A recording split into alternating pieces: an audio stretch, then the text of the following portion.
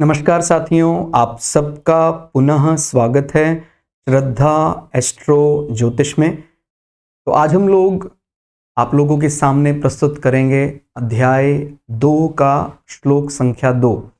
इससे पहले हम लोग प्रथम अध्याय पूरा कर चुके हैं। वो आप हमारे चैनल श्रद्धा एस्ट्रो ज्योतिष या सनत वाजपेयी यूट्यूब चैनल पर, दोनों पर ही वो प्लेलिस्ट उपलब्ध है, जहां हमने अलग अलग श्लोकों का अर्थ आप लोगों के समक्ष रखने का प्रयास किया है। तो अभी भगवान श्री कृष्ण कई बड़े महापुरुष भगवत गीता को दूसरे अध्याय से मानते हैं। हालांकि जिनसे हमने दीक्षा ली, जिनसे हमने चर्चा की, उन्होंने प्रथम अध्याय की अपनी अलग भूमिका बताई, उसका अपना अलग महत्व बताया।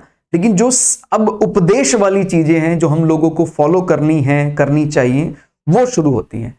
माने अभी तक हम कह सकते हैं एक प्रकार का जो जब कभी भी मंथन किया जाता है तो मंथन में मक्खन की चाह सबको होती है। तो अब मक्खन निकलना शुरू हो गया है।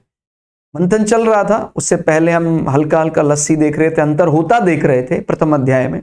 लेकिन अब भगवान ने बोलना शुरू किया है। दूसरे अध्याय के दूसरे श्लोक से भगवान ने बोलना शुरू किया है। और बहुत सरल है ये तरीका कि हम सारे ग्रंथों को अध्ययन नहीं कर सकते हैं, समय का अभाव है। खाली भगवत गीता के 700 श्लोकों को आधार बनाएं और अपने जीवन के प्रत्येक प्रश्न का उत्तर यहां ढूंढ लें। अलग अलग सन्यासियों ने इस पर टीका लिखा है, कोई बहुत बड़े राजा हुए, उन्होंने इस पर चर्चा की है, कोई क्रांतिकारी हुए हैं, उन्होंने इस पर लिखा है, बड़े बड़े बड़े संविधानिक पदों पर व्यक्ति रहे, उन्होंने इस पर चर्चा की है। तो माने आपको भगवत गीता आपका अपना पक्ष क्या है वो क्लियर कर देगी। चाहे आप एक कर्मयोगी हैं, आप चाहे संसार को छोड़ने की भी बात कर रहे हैं, संसार को छोड़ देना चाहते हैं, तो सही तरीका क्या है, संन्यास लेने का भी सही तरीका क्या है, वो भी भगवत गीता ही बता सकती है। तो इसमें हमने अर्थ को समझने का प्रयास किया है कि श्री भगवान बोले, हे अर्जुन, अर्जुन की मनोस्थिति का अंदाजा अगर आप लगाना चाहते हैं तो इससे पहले वाली जो प्लेलिस्ट में आपको वीडियो मिलेंगी वो आप देखिए तो आपको अर्जुन की किस प्रकार की मनोस्थिति है।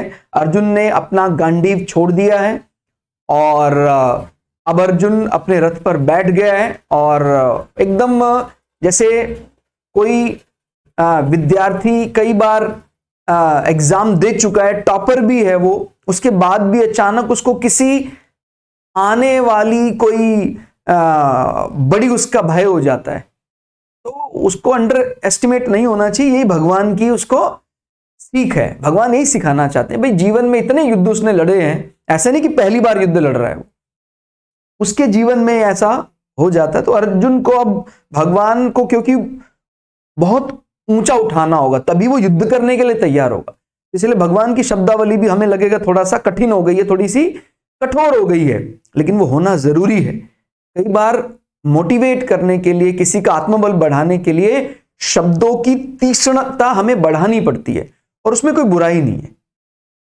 हे अर्जुन, तुझे इस असमय में, तब इस बार अभी भगवान ने अभी तक तो बोला नहीं, पहले अर्जुन को पूरा सुना भगवान ने। अर्जुन ने बड़े अच्छे अच्छे तर्क दिए कि जैसे उससे ज्यादा बुद्धिमान नहीं है कोई। भगवान ने कुछ नहीं बोला, बड़े धैर्य से उसको सुना कि एक बार उसका जो गुबार है वो सारा निकल जाए और तब मैं उसको अच्छे से समझाऊंगा कि क्या धर्म है और क्या तूने तय किया है। तय करने से धर्म थोड़ी बदल जाएगा। तुझे इस असमय में, माने असमय ने वो उसका सही समय नहीं, इस प्रकार का जो प्रलाप करना था, तुझे पहले ये सब चीजें करनी चाहिए थी, मैं तो तेरे साथ शुरू से ही था। तो एक बात और यहां अपने को सीखने में आती है कि इस प्रकार का तर्क वितर्क समय पर ही अच्छा लगता है। तो हमें भी एक यहां सीख लेनी है कि किस प्रकार के व्यक्तित्व को पढ़ना चाहिए। जो जब कोई चीजें तय हो जाती हैं तब कोई इस प्रकार का फैसला या इस प्रकार की कोई मीटिंग बुलाते हैं कि क्या उसको अब हम करें कि ना करें। अरे जब हमने तय कर लिया है, हमने इतना बड़ा लाखों लोगों को इकट्ठा कर लिया है।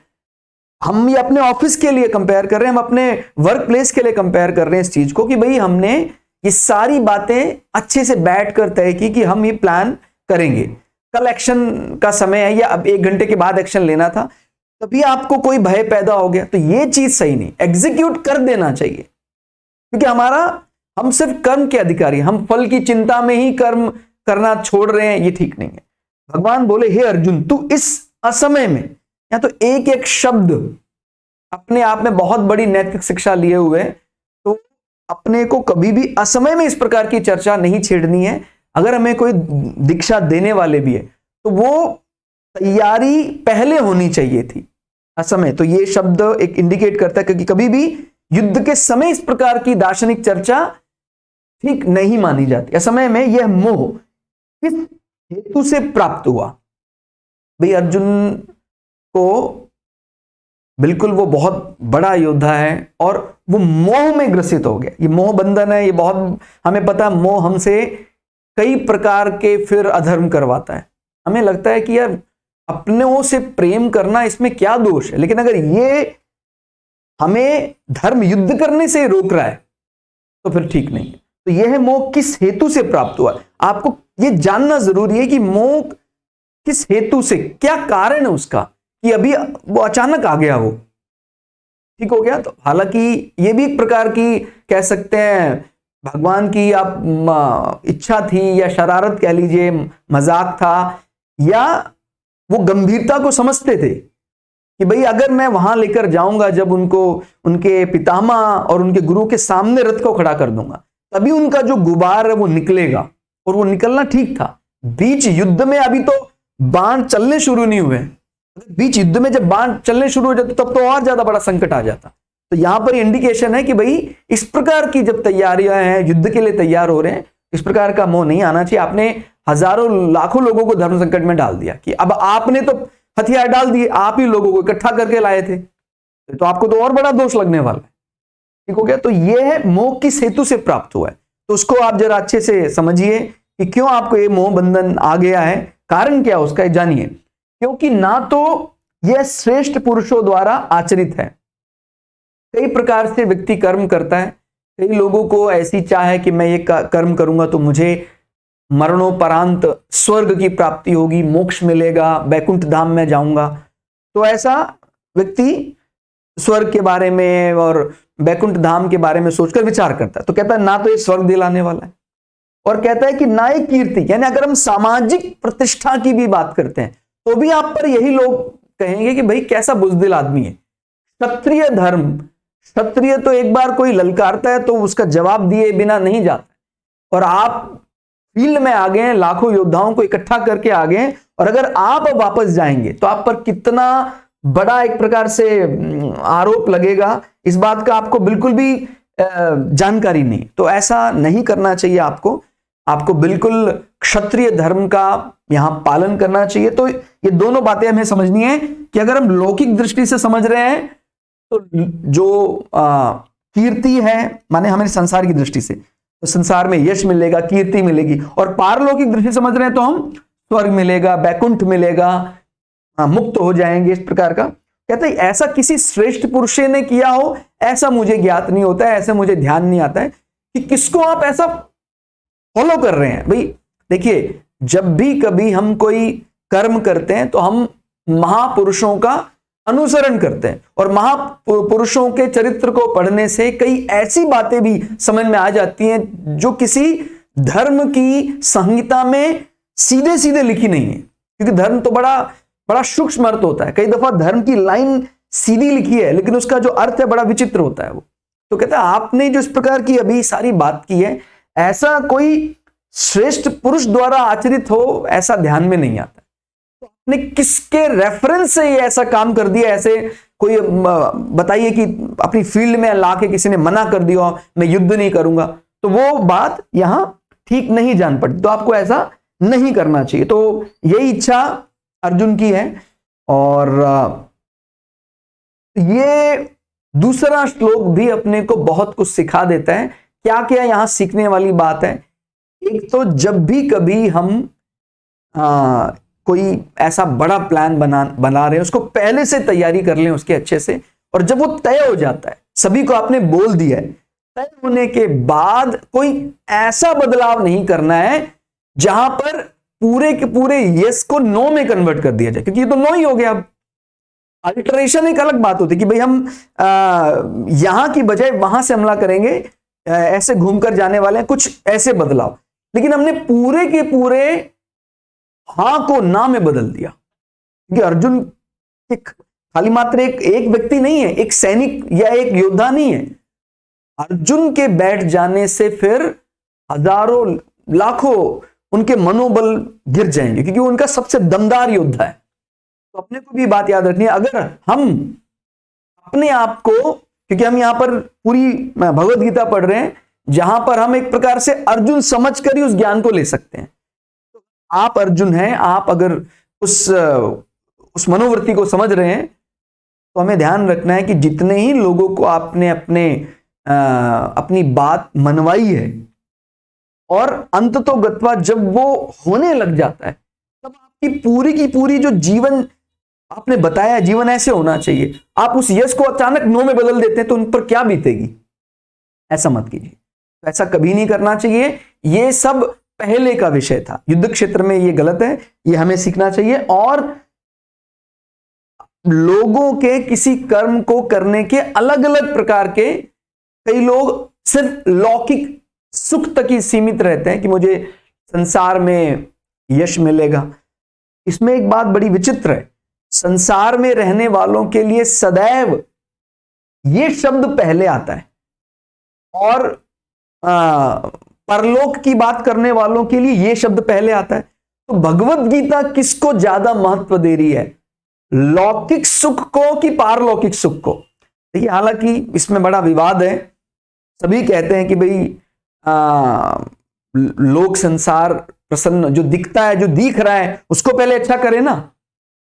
लेकिन हम भगवत गीता से किसी प्रकार का कोई ऐसा अगेंस्ट नहीं जा सकते। भगवत गीता ने साफ बात लिखी है कि वो परलोक की बात पहले लिख रहा है, ना स्वर्ग देने वाला है। ठीक हो गया, तो ध्यान रखना है। और ऐसा है भी, क्योंकि सब कुछ लौकिक अगर मान लिया जाए तो फिर फल डिलीवर करना, यानी प्रारब्ध डिलीवर करना बहुत मुश्किल हो जाएगा, क्योंकि जो दिख रहा है कई दफा वैसा होता नहीं, उसमें समय लग जाता है। कई लोग ऐसे हमारी चर्चा आती है, करते हैं कि भाई सर पिछले 3 वर्षों से उसके जीवन में बड़े धार्मिक परिवर्तन, अच्छे कर्म करने लगा है, लेकिन जब से अच्छे कर्म करने लगा है तभी से उसका पक्ष कमजोर होने लगा है। ये तो ऐसा लग रहा है कि भाई सब गड़बड़ हो गया है।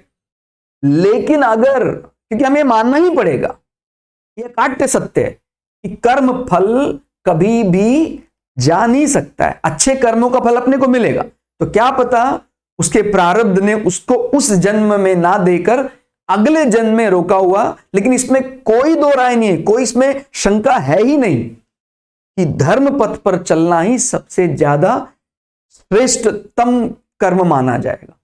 कई दफा लोग ऐसा रेफरेंस दे देते हैं कि सर हम हमारा पिछला जीवन पूरा धर्म में रहा, हमें उसका फल ऐसा दिखा नहीं हमने, इसलिए हम शातिर हो गए ज्यादा, या हम अपने आप को पूरी तरह अब हम नहीं मानते, उन नियमों को नहीं मानते, हम तो छल बुद्धि का प्रयोग ज्यादा करने लगे हैं, पूरी तरह हम लोगों को छलना चाहते हैं। और हमें ऐसा लगा है कि जैसे पिछले 6 महीने से कुछ हमें प्राप्तियां होने लगी हैं। तो जिसकी बुद्धि सिर्फ प्राप्तियों तक ही सीमित है, क्योंकि अंततोगत्वा शरीर से प्राण निकलना है, डिपार्चर ऑफ सोल होना है, तो क्या वो प्राप्ति आपको सुख दे पाएगी? डिपार्चर ऑफ सोल का इनसे कोई संबंध नहीं है। एक एकदम निर्धन आदमी का भी डिपार्चर ऑफ सोल एक महाराजा के समान हो सकता है, और एक महाराजा का जो जीवन मुक्ति का क्षण है वो एकदम अधम हो सकता है, एकदम मतलब वह डरता चिल्लाता रोता बिलखता है, मुझे कोई बचा लो, प्राण रक्षा करो मेरी, ऐसा हो सकता है। तो ध्यान रखना है हमें कि जो प्राण निकल रहे हैं, उस प्राण निकलने का हमारे पूरे जीवन से, माने एग्जामिनेशन तो वही है, बोलते पेपर से ही तय होगा कि ये फेल हुआ कि पास हुआ। अगर प्राण निकलते समय हम पर कोई संकट भी आता है, आपने महापुरुषों का चरित्र पढ़ा होगा, जीवन में संकट आया है कि कोई आतत आई उनको आए हैं कि आप हमारा अपना धर्मांतरण कर लीजिए, अपना धर्म त्याग दीजिए। कहते हैं आप चाहे हमें आरे से बीच से कटवा दीजिए, हम मौन ही रहेंगे, कोई विरोध, और बड़े उसके साथ बड़ी प्रसन्नता के साथ उन्होंने ऐसा किया। तो जो उनकी मनोस्थिति है, वो मनोस्थिति तो उनको परम पद ही दिलाएगी। इसलिए अपने को ध्यान रखना है कि जो हमने तय कर लिया है वो तय किया हुआ मोह बंधन में आकर या लोभ में आकर इस प्रकार से नहीं बदलना है। ठीक हो गया। और लोभ को दोष माना जाता है, लेकिन मोह भी ऐसा दोष है जो बड़े बड़े पाप करवा सकता है। अभी जो अर्जुन करने जा रहा है वो उससे बहुत भयंकर पाप उत्पन्न हो सकता है। इसलिए मोह क्या क्या करवा सकता है वो भी, उसकी भी इंडिकेशन, उसका भी एक प्रकार का एक दृश्य यहां देखने को मिल रहा है कि अर्जुन कोई लोभवश ऐसा नहीं कर रहा है या उसको कोई निर्बल है, वो उसको मोह है। तो मोह अतिरिक्त होने से, ज्यादा मोह होने से वो उन व्यक्तियों के खिलाफ बाण उठाने से बच रहा है जो अधर्म के पाले में। तो बात यहां एकदम क्लियर हो गई है कि भगवान का कहना स्पष्ट है कि चाहे आप लौकिक दृष्टि से बात करें कीर्ति के लिए और चाहे पारलौकिक दृष्टि से बात करें स्वर्ग, दोनों ही अगर धर्म युद्ध को त्यागते हैं तो आपको अधोगति देंगे। आपको, आपका जो जीवन है वो उससे नीचे लेवल का हो जाएगा। तो आपको ये प्रयास कैसा लगा कमेंट करके जरूर बताइएगा। मिलते हैं अगली वीडियो में, तब तक के लिए जय श्री भगु पराशरा, जय श्री शुक्राचार्य, नमस्कार।